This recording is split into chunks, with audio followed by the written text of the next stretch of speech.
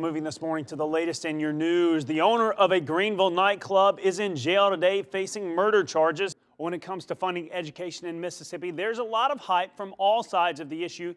Come November 3rd, you'll have a chance to vote on those issues. But the sample ballot we've seen shows a long narrative about Education Initiative 42 that some worry could confuse voters. Now Courtney and Jackson breaks it down. Well, moving this morning to the latest in your national news, South Carolina is in the middle of a once-in-a-lifetime storm. Residents urged to stay off the roads as flash floods have claimed at least 5 lives so far, with more rain expected today. President Obama declaring a state of emergency. ABC's Lana Zach is monitoring the situation. Well, one of the Delta's biggest festivals has closed out its 2015 run. The Mighty Mississippi Music Festival ended its 3-day event Sunday. The Music Fest featured musical artists of different varieties performing on 2 different stages. Now, there was plenty of food and lots of fun to be had. Even a big screen to show all the big football games happening over the weekend. Music lovers didn't let the cold temperatures keep them from jamming out this weekend and say this one is one for the books. Great for all these people, to come here and do all this. I grew up about 30 miles from here in McGee, Arkansas, and when I was growing up around here in the 70s, there was nothing like this. So I'm great that Steve and all these guys came up with this, and I'm really looking forward to it. The Mighty Mississippi Music Festival brought in more than a few thousand people this year. Well, we're talking football this morning, and a lot of athletes, especially high school athletes, like to bulk up during the season, but today, new questions about protein supplements. Adult athletes use them all the time, but now more kids are taking them too. The question, do they really need all that extra protein? And could it actually do more harm than good? ABC News has more. What are we doing? We are going to show our best victory dances. I don't it's know football if you played, season. I don't know if you played football. I did play football. See, I didn't. We didn't. So we never got the luxury of having a victory dance. So this is your moment this morning to showcase what it would look like if they crossed the goal line. Right? So I'm a golfer, so that means when I'm coming across the line, I'll tell you what, I'm dropping the ball down, I'm walking up.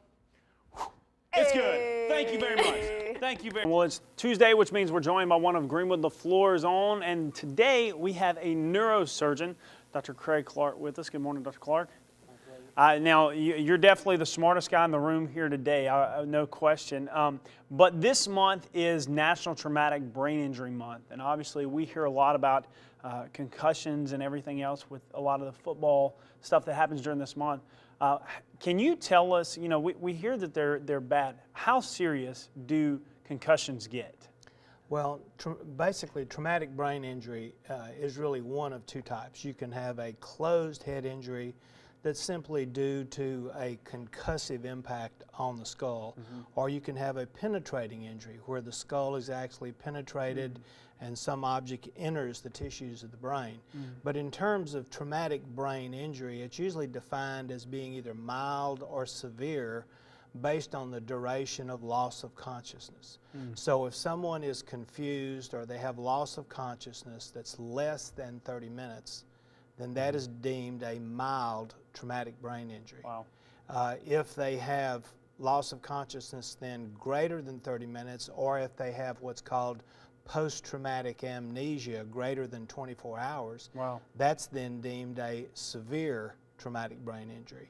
But clearly the incidence of injuries, it's a severe public health problem, because at any one time in the United States there are about 5.3 million people who are suffering from some level of disability due to a traumatic brain injury. Wow. We hear about it in this day and age so much because of how popular the NFL is and football is. I mean, and especially during this season, I mean, you've got high school players and junior high players playing football, taking those hits. That's not the only place you're going to get a concussion though, right? Right. Well, still the greatest or most common cause is automobile accidents.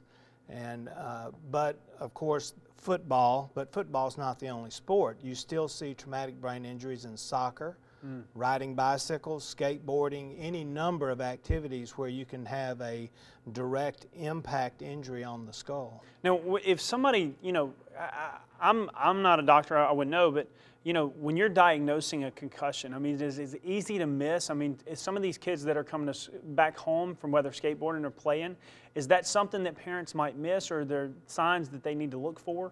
Well, it's not only easy for parents to miss, it's easy for doctors to miss. Many times the findings are very, very subtle. You don't have to be knocked out for 30 minutes and be in a comatose state or a coma to have a significant brain injury. And many times the subtleties only surface after some period of time. And it can be things as subtle as a young person's change in grades, difficulty thinking or concentrating, difficulty with memory, mood swings, all those kind of things. And certainly many things that a lot of parents associate with adolescence anyway. Right. So it can be a very complicated and difficult situation making a diagnosis. Now, one last question this morning. When somebody has suffered a concussion, you know, does recovery, I mean, when you have recovery and whatnot, is that a full recovery, or is there things they'll still face as an uphill battle? Or, you know, is somebody that has one of these have a chance to, hey, make a full comeback and no problems, just needs to be safe in the future?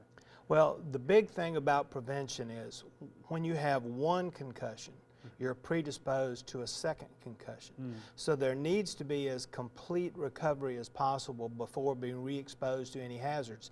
And that's why you see all the new things in the news about a certain player has had a concussive injury, so he's out for a week, or he's out until he's cleared by the team doctor and so forth. Because if someone is still having the sequela or the after effects of a concussive injury and they're exposed to yet another concussion, the risk of permanent problems goes way up. Now, if somebody feels like they may have suffered a concussion or, you know, has, you know, the effects, what do they need to do right now? Well, it depends on how far out they are from the injury itself that happened. If it's been some period of time and the deficits are very subtle, it may actually take formal psychological testing to identify those kinds of deficits. It may not be anything that's visible clinically. And many times with traumatic brain injury, you'll have completely normal CT scans, MRI scans, all the scans of the brain will look fine. And everything will be more of a behavioral type thing. So many times watch out for those little things. It's the small things that count. Fantastic. Well, thank you so much for being here. If you'd like more information, you can always find them at Greenwood LaFleurs Hospital. Stay with us. We have more coming up on Good Morning Mississippi. We're back in the kitchen this morning with Mr. Loris. We love having you here. Lauren Farms Catfish. Yes, fat catfish fillets. They're just the freshest and best ever, and we've just got lots of good recipes, and we're going to share one today. I'm about to say, I'm really excited about the one today. Well, this is one that I created for the Catfish Institute. That's in their new cookbook, and it is a horseradish crusted catfish with remoulade. Horseradish crusted catfish. And I just love horseradish. I love cocktail sauce, but this is with the remoulade sauce. That's what I was about to say. Anything with remoulade. I mean, remoulade's just amazing. Okay, absolutely so good. I'm from Florida. What is? Remoulade is like a spicy sauce that you take with like fried foods and whatnot that just turns that dish into like amazing. Okay, Yeah. so you need to teach me how to make that too. We will do that. But this is, you know, a lot of times you think about that like, you know, with Cajun, with over, you know, shrimps and salads and whatnot. And this one you add a little bit of horseradish too. So we've just got lots of horseradish blended into it. Very easy to make. We made our sauce ahead of time and let it blend in the refrigerator. Then for the crust on our catfish, very easy. 2 tablespoons of horseradish. And you could go more if you want, right? Yeah. If you really, really like it. But you got to be brave for that one. You have to be really brave for that. 2 tablespoons of Creole mustard. I love to cook with Creole mustard. It is just so flavorful. 2 tablespoons of crushed garlic here. Ooh, garlic. Yeah, and some Little lemon bam there, juice. right? Bam. You want to get all of it. Love that garlic. Okay, we've got a little lemon juice here, and we're going to mix all of this together. And you know, one of my favorite things to cook with is panko. Right. Okay, so we're going to use a cup of panko, and we're going to blend this. Tell our viewers, some people might not know what panko is. What is panko? Well, it's a Japanese breadcrumb, and it's very light and flaky, and so it crisps very well in the oven. And it just has a lighter flavor. You could use it in your meatloaf. You can substitute it anywhere pretty well, with your, for your breadcrumbs. And you can actually get the Italian seasoned panko too. Okay, we're going to add about 1/4 cup of olive oil here. And we're going to get this to a consistency. We're going to work it, and we're going to add olive oil as we need it until it's at a consistency where we'll be able to pick our fillets up, divide this into fourths. We've got 4 fillets. We have a full-lined sheet with a rack sprayed with some cooking spray. So that the panko doesn't fall off? Is that why you put the rack in there? I love to cook my catfish on a rack because I like the bottom to get a little crispy. You don't want it all soggy at the bottom. Yeah, so that's sort of my little trick there. And it's so easy to do. Okay, we're going to add our half. We wondered where the 1/2 cup of oil came from. It really takes that. But we're just, we get our mixture here, and we're just going to get a consistency where it will just fit on our fillets. We're just going to push this. Look at that.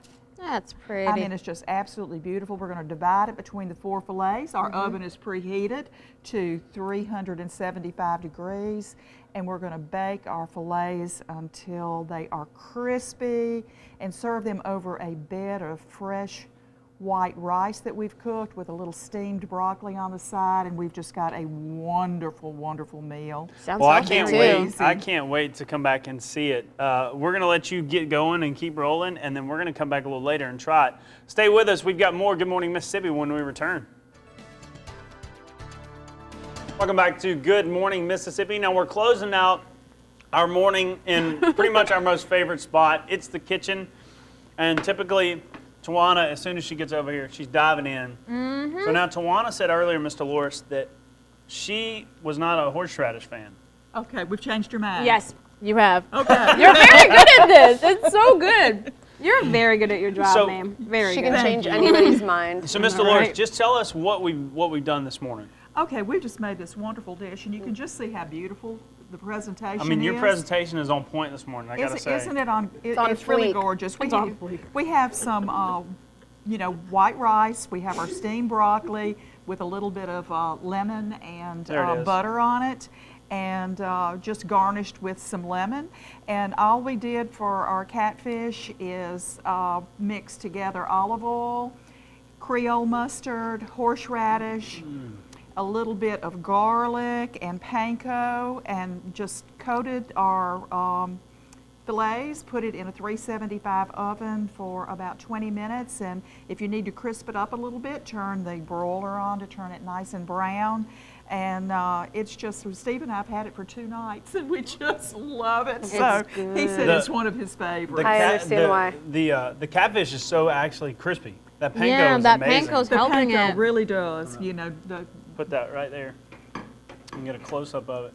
Well, It's it makes a pretty. beautiful presentation, and we eat with our eyes. So, catfish is so versatile, and always ask when you go to a restaurant, where did the catfish come from? So, And I need the recipe for the sauce, Yeah. by the way. I never knew that how versatile it really was until I started learning from you, because I only eat fish, so I just never knew that you The could. queen of catfish. And I- Yeah, and I- you could make it so many different ways. And I love this, but you could, like, a lot of these fish dishes, they're actually transferable. I mean, you can do them with a different fish if you live somewhere else and you didn't have access to catfish.